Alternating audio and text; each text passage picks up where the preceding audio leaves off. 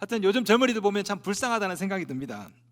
미래도 희망도 보이지 않고, 그러다 보니까 20대 젊은이들 사이에 우울증 환자들이 늘고 있습니다. 여러분, 우리나라 우울증 환자가 100만 명입니다.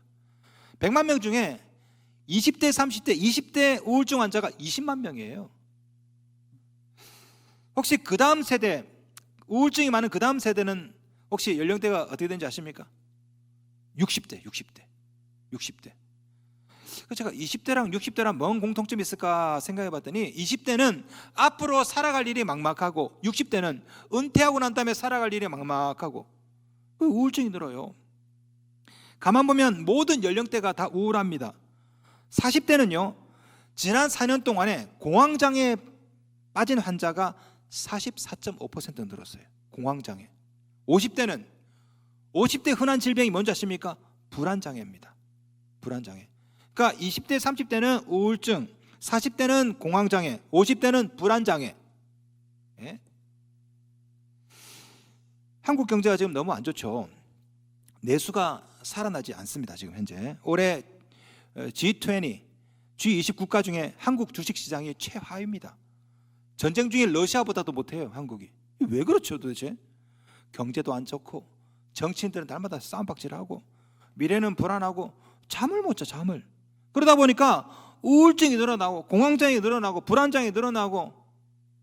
물론 이거는 한국만 그런 거 아니에요.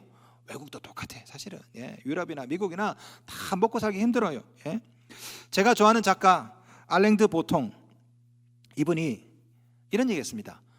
현대인의 삶 자체가 치료가 필요한 일종의 질병이래요. 예? 현대인의 삶이 이게 질병이래. 삶이. 예? 살아있는 게 질병인 거죠. 예? 우리 삶을 가만히 보면요, 미국이나 한국이나 뭐 영국이나 어디나 다 우리 안에는 불안이 가득 차 있습니다. 늘 근심이 있고 두려움이 있고. 여러분 어떻습니까? 혹시 여러분은 불안하고 염려하고 근심으로 잠을 못 이루는 그런 분 여러분 중에 없습니까? 자, 오늘 본문에 나오는 예수님의 제자들도 이런 불안에 사로잡혔습니다. 자, 3년 동안 예수님의 제자들이 예수님을 따라 다녔어요. 대중의 인기를 한 몸에 받았습니다. 모든 사람이 예수를 열광합니다. 야, 제가 저 양반 쫓아다니길 정말 잘했구나. 그런데 한 3년이 지날 쯤에 우리 예수님이 자꾸만 어디 가신대요. 어디 간대 자꾸만. 그리고 자꾸만 죽는데 십자가 지고 뭐 죽고 뭐. 우리 예수님이 왜 자꾸 저런 얘기 하실까? 거기다가 정치인들과 종교인들이 예수를 잡으려고 혈안이 되어 있는데 하필이면 예수께서 제자들 데리고 예루살렘으로 내려가고 있네 지금. 그러면서 예수님은요, 너희 중에 한 사람이 나를 팔 것이다. 그러니까 제자들이 갑자기 마음이 불안합니다. 놈이 지금 꼰지르나? 거기다가 수제자 베드로를 향해서 네가 나를 3번 부인할 것이다. 이러니까 제자들이 너무나 근심에 쌓인 거죠. 야, 이러다가 우리 어떻게 되는 거 아니에요? 예수님이 잡히면 우리 미래는 어떻게 되는 거야? 내 3년 동안 내 인생을 저 양반에게 몰빵했는데 저분이 어디 가시면, 저분이 잡히면 내 인생은, 내 미래는 뭐가 되나? 지금 제자들이 불안과 두려움에 사로잡혔습니다. 우리 예수께서 이런 제자들을 향해 이렇게 말씀하시죠. 14장 1절, 너희는 마음에 근심하지 말라. 하나님을 믿으니 또 나를 믿으라. 마음에 근심하지 말래요. 원어 뜻은요, 흔들리지 말라, 동요하지 말아라. 특별히 오늘 본문에서는 한 가지를 더 추가해서 말씀하십니다. 14장 27절, 너희는 마음에 근심하지도 말고 두려워하지도 말라. 예. 이 두려워하지 말라, 이 말은 우리 신약 성경에 여기만 나오는 단어인데요, 원래 이 단어는 언제 쓰는 단어냐면 사형수들이 사형 선고를 받았을 때 쓰는 단어입니다. 여러분, 사형수들이 기호 번호, 수감 번호 237번 앞으로, 오늘 너 사형이다 이러면 얼마나 떨겠습니까? 그러면 그 교수형 그 앞에 안 나가는 거죠. 그때 두려워하지 마, 이리 와. 그때 쓰는 단어가 두려워하지도 말라예요. 지금 제자들의 상태가 바로 이거죠. 근심, 두려움. 어떻게 되는 거 아니야 이거? 내 인생을 제 양반한테 몰빵했는데 저분이 잡히면 어떡하지? 이 미래에 대한 두려움이 있는 거죠. 마치 사형수, 사형을 앞에 둘 사형수처럼 너무너무 불안한 겁니다. 예수님이 잡혀갈까 봐 근심이 되죠. 그러면 우리 미래는 어떻게 될까 봐 그게 두려운 겁니다. 여러분, 이게 바로 우리의 자화상이죠. 근심과 두려움. 우리 안에 물질에 대한 근심이 있고 건강에 대한 두려움이 있죠. 어제 새벽 예배 마치고 우리 피택자들과 함께 새벽에 같이 중보 기도를 했습니다. 쭉 돌아가면서 기도 제목을 이렇게 나눴어요. 한 분이 무릎이 아프다고 기도를 해달래요. 무릎이 아프다. 예. 그 옆에 분이 저는 팔이 안 올라갑니다. 기도해 주십시오. 팔이 안 올라간대. 그 옆에 분이 자기 이빨도 아프고 엉덩이도 아프고. 그랬더니 마지막에 우리 최종로 집사님이 저는 무릎도 아프고 팔도 올라가지 않고 이빨도 아픕니다. 다들 어디 아프시죠?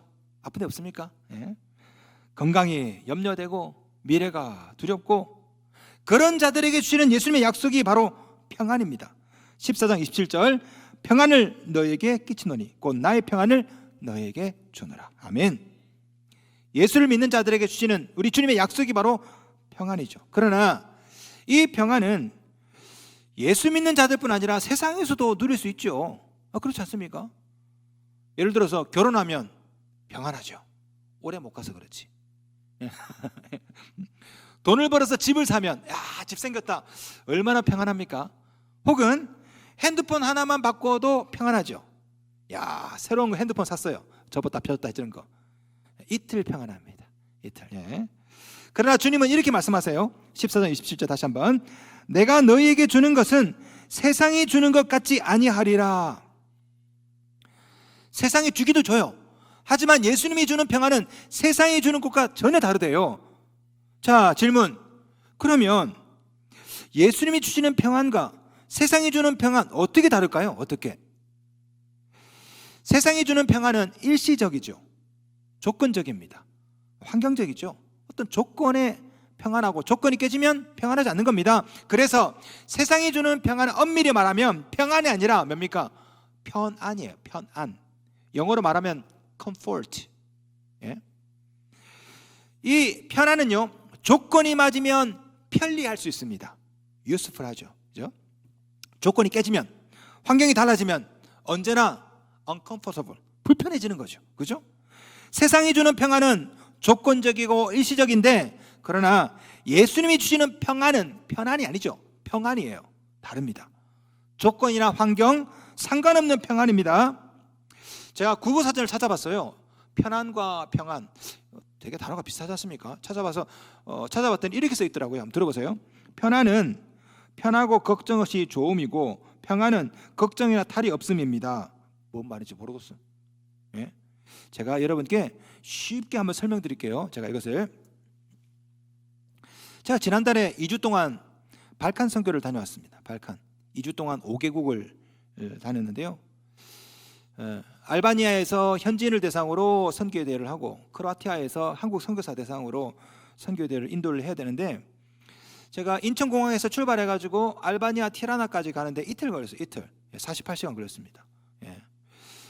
중간에 잠도 못 자고 하여튼 갔습니다. 갔더니 이제 첫날에 가니까 호텔을 딱 잡아놨어요. 강사 숙소라고 해가지고 뭐 좋은 호텔을 좀 잡아주셨어요. 물론 벼룩은 나오지만 어쨌든 그 딱 누우니까 침대가 너무 좋더라고. 알바니아에 이런 침대가 있구나. 싹 들어가면서 너무나 이제 편안한 거예요.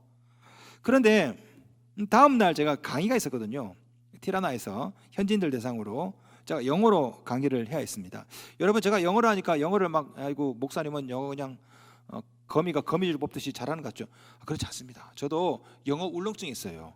영어를 밤에 배워가지고 낮에는 영어를 못해. 이 영어가 그러니까 이제 영어로 설교하고 영어를 강의한다는 것이 할 때마다 항상 이게 마음에 불안함이 있고 발음이 이상하면 어떡하나. 거기다가 그 현지인들 중에 한국 선교사들도 있거든요. 그래서 저 사람들 내 영어 보고 웃으면 어떡하지? 이런 이제 머릿속에 복잡한 생각이 있어요. 그러니까 침대가 너무나 편안한데 불안한 거예요, 마음이. 내일 강의 때문에 이거 잘해야 될 텐데 1시간 반 동안 이거 어떡하지? 편안해도 불안할 수 있더라고. 자, 평안과 편안의 차이 아시겠습니까? 편안이 반드시 평안을 가져다 오는 것은 아니에요. 여러분 불편한 마룻바닥이지만 평안하게 단잠을 잘 수 있습니다. 편안한 침대지만 불안하게 잠을 잘 수 있죠. 자, 세상이 주는 것은요 평안이 아니라 편안입니다. 그러나 우리 주님께서 약속하시는 것은 편안이 아니라 평안이죠. 헷갈리다. 평안이죠, 평안. 예? 이걸 히브리어로 샬롬이라고 합니다. 샬롬. 여러분, 샬롬의 원래 뜻이 뭔지 아십니까? 샬롬은 환경이나 조건 상관없이 평안한 거예요. 제가 다시 한번 쉽게 설명을 드리면요, 유럽에서 이 평화를 주제로 그림 공모전을 연 적이 있습니다. 평화를 주제로 평화에 관한 그림을 그려라. 수많은 그림이 출품이 되었어요. 그죠? 어떤 그림은 들판에서 아주 평화스럽게 출산한 농부 그림이 딱 나왔어. 너무나 평화스러워. 예. 자, 어떤 그림은요, 어미 품에 있는 아기 이렇게 아기. 얼마나 참 평화스럽습니까? 그런데 대상은 따로 뽑혔어요. 대상이 뭐냐? 폭풍이 치는 그런 그림이야. 폭풍이 치는. 아니, 그게 무슨 평화예요? 근데 폭풍이 치는데 그 가만히 봤더니 그 언덕이 있어. 언덕 밑에 새집이 있어. 어미 새가 새끼를 딱 품고 있는 거예요. 그게 대상이에요. 대상. 평안이 바로 이런 거죠. 폭풍이 치지만 그 가운데 평안할 수 있는 거. 자, 우리 주님이 주시고자 하는 평안이 바로 그와 같습니다. 고통이 없고 갈등이 없고 그런 상태가 아니에요. 고통이 있지만 갈등이 있지만 그럼에도 불구하고 주님 품 안에서 평화스러운 상태. 이게 바로 세상이 주는 것과 다른 주님만이 줄 수 있는 평안이죠. 사도행전 12장 보시면요, 감옥에 갇힌 베드로가 나옵니다. 자, 베드로가 감옥에 갇혔어요. 성도들이 철회하면서 기도합니다. 하나님, 우리 베드로 목사님 감옥에서 나오게 해주세요. 그때 베드로가 감옥에서 뭐 했습니까?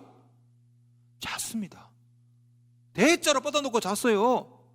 나중에 천사가 나타나가지고 베드로 보고 한심해가지고 옆구리를 쳐가지고 일어나라고 그제서야 막 일어났습니다. 아니, 밖에 있는 사람들은 베드로 때문에 걱정해서 기도하는데 베드로는 평안하게 잠을 자죠. 감옥 안에서. 이게 평안이죠. 감옥 안에 있으나 밖에 있으나 상관없이 평안한 것.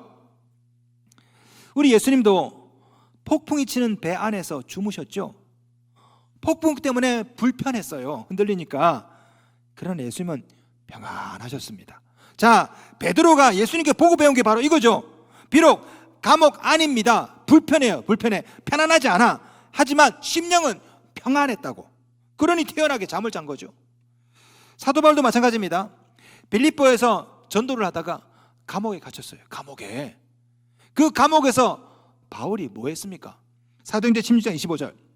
한밤중에 바울과 실라가 기도하고 하나님을 찬송하며 죄수들이 듣더라. 노래했어요. 노래. 큰일 났다. 나 이제 감옥 들어가면 이제 죽는다. 이게 아니라 감옥 안에 들어가서 편안하게 아파트 아니, 이건 아니겠다. 내 영혼 평안해. 아마 노래를 막 불렀던 거, 찬송을 했던 거죠. 세상이 주는 편안은요, 감옥에서 나와야 생깁니다. 폭풍이 멈춰야 생기죠. 그러나 주님이 주시는 평안은 폭풍이 있는 배 안에서도, 불편한 그 감옥 안에서도 평안하게 노래하고 잠자는 거예요. 자, 그렇다면 어떻게 해야 이 평안을 누릴 수 있을까? 첫째, 예수님과 연결되어야 이 평안을 누릴 수 있습니다. 자, 오늘 본문에 나오는 이 평안을 뜻하는 헬라어 에이레네는요, 연합하다, 연결하다, join together, connect, 그러니까 연결하다 이 뜻이 있어요. 그러니까 여러분 자보세요. 자석을 보시면 희한하죠. 자석을 쇠젓가락에 탁 대면요, 쇠젓가락이 자석이 돼버립니다. 자, 주님이 주시는 평안이 이와 같아요. 우리가 예수님께 딱 연결되면 예수님의 평안이 내 안으로 흘러 들어와. 내 안으로. 예수님 안에 있던 평안이 내 안에 생기는 거죠. 자, 14장 27절 말씀. 평안을 너에게 끼치노니 곧 나의 평안을 너에게 주노라. 평안을 너에게 끼친다. 제가 헬라어 원어를 제가 다시 한번 번역해 드릴게요. 평안을 내가 너희에게 가게 하겠다. 예수님께 연결되었으면 평안이 너에게 흘러 들어가게 하겠다. 평안을 누가 준다고요? 예수님이. 여러분이 할 일은 그 예수를 영접하고 그분과 연결되어 있으면 돼요. 그러면 마치 연결된 자석에 연결되어 있는 쇠젓가락이 자석이 되는 것처럼 여러분도 예수에 연결되었으면 여러분 안에 예수님의 평안이 흘러 들어가는 거죠. 샬롬이라는 단어, 사실 이 단어는요, 관계에서 오는 평안입니다. 관계적인 용어예요. 여러분, 세상에서는요, 이 평안이요, 다 보면 조건적이죠. 어떤 소유에서 옵니다. 소유에서. 예를 들어서 집을 사면 편안하다. 예? 아니면 돈을 많이 벌면 편안하다. 여러분, 이런 것은 일시적입니다. 부동산 값 떨어질 수 있죠. 내 손에 있는 돈이 내일에는 다른 사람 주머니에 들어갈 수 있어요. 그죠? 이런 것도 다 일시적이야. 그런데 우리 주님이 말하는 이 평안은요, 소유가 아니에요. 관계적인 용어라고. 구원도 안식도 평안도 다 관계적인 용어예요. 전쟁터에서 포탄이 떨어집니다. 예를 들어서 여러분 잡으세요. 한국 전쟁 때, 6.25 때, 1.4 때 생각해 보세요. 위에서 포탄이 막 떨어집니다. 그죠? 대공포가 위로 막 날아가고요. 하늘에서 억수같이 막 포탄이 떨어지는데 품 안에 엄마가 아기를 포대기에 안고 막 그 전쟁터에서 갑니다. 그런데 희한하죠. 그 엄마 품 안에 있는 애는 잡니다. 포탄이 비오듯이 쏟아지는데 애는 잔다고요. 왜? 엄마 품 안에 있기 때문에. 이게 바로 평안이죠. 이게 바로 샬롬입니다. 주님 품 안에 있으면 우리 집안에 우환이 있고 내 몸에 무슨 병이 있다 할지라도 주님 품 안에 있으면요, 아무리 내 인생에 폭탄이 막 떨어져도 주님 품 안에 있으면 평안할 수 있는 거죠. 그래서 우리 주님께서 이렇게 말씀하셨어요. 16장 33절, 이것을 너에게 이르는 것은 너희로 내 안에서 평안을 누리게 하려 함이라. 내 안에서 평안을, 주님 안에 평안을 누리는 것입니다. 주님 안에. 물론 세상과 연결되어 있으면 세상이 주는 편안함은 어느 정도 있습니다. 예를 들어서 여러분, 지금 요즘 단풍이 되게 좋아요.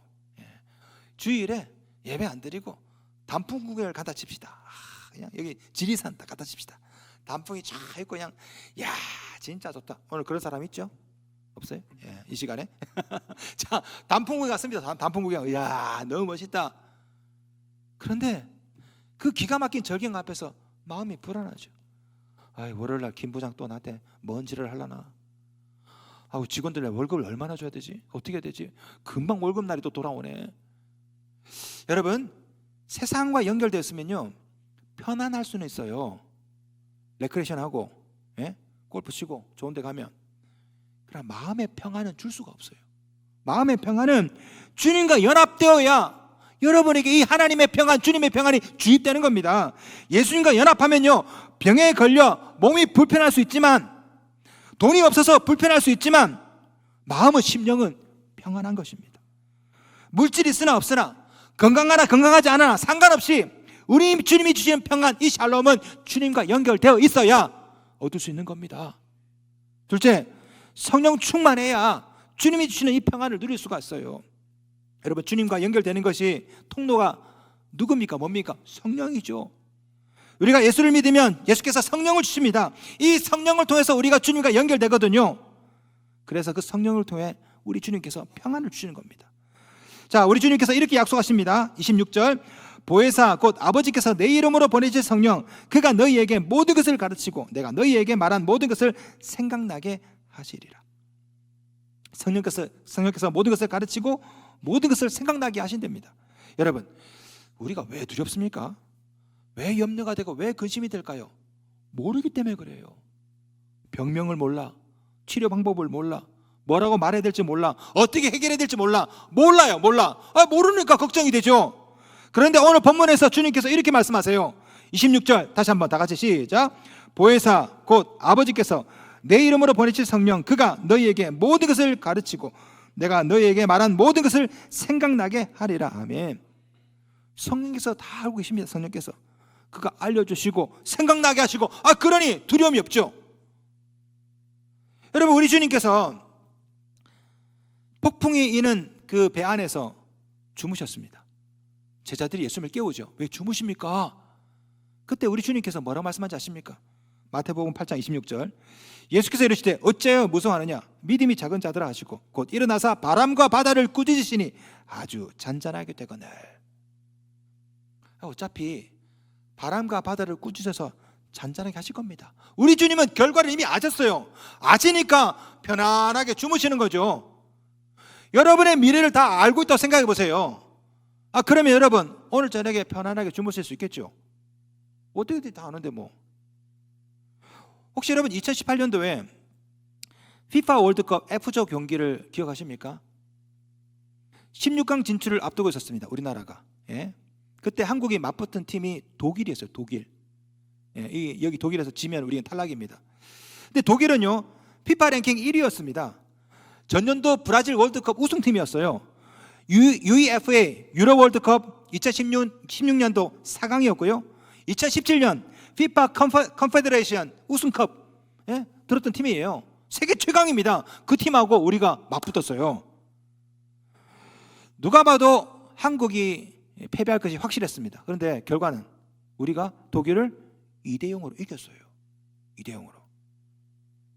제가 나중에 이 경기를 재방송으로 봤습니다. 제가 전반 0대0, 후반 0대0 연장전 들어갔습니다. 저는 하나도 쫄지 않았어요. 왜?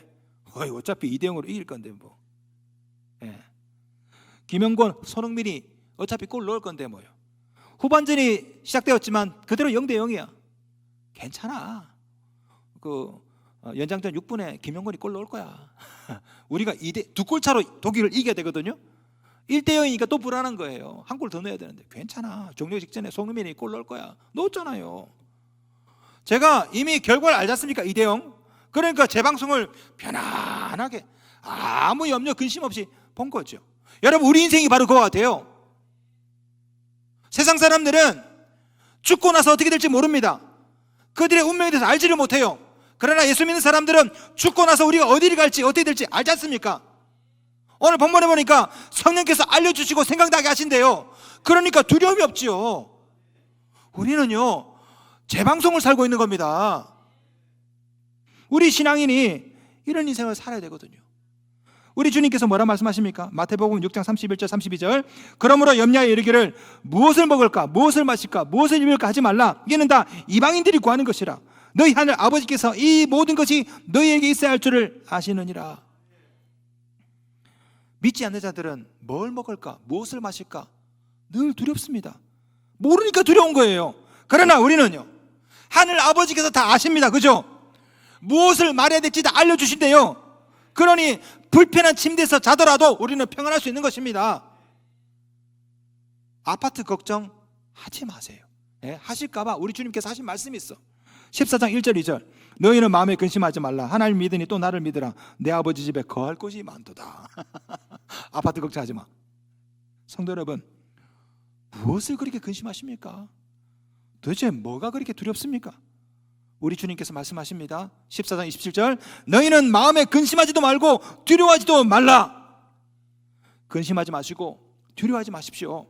지금 이 시간 우리 주님께서 이 예배 시간에 여러분에게 평안을 허락해 주십니다. 편안이 아닙니다. 평안입니다. 이 평안은 주님과 연결되어 있어야 누릴 수 있는 겁니다. 세상이 줄 수 없는 그 평안을 누리시기를 주님의 이름으로 축원합니다.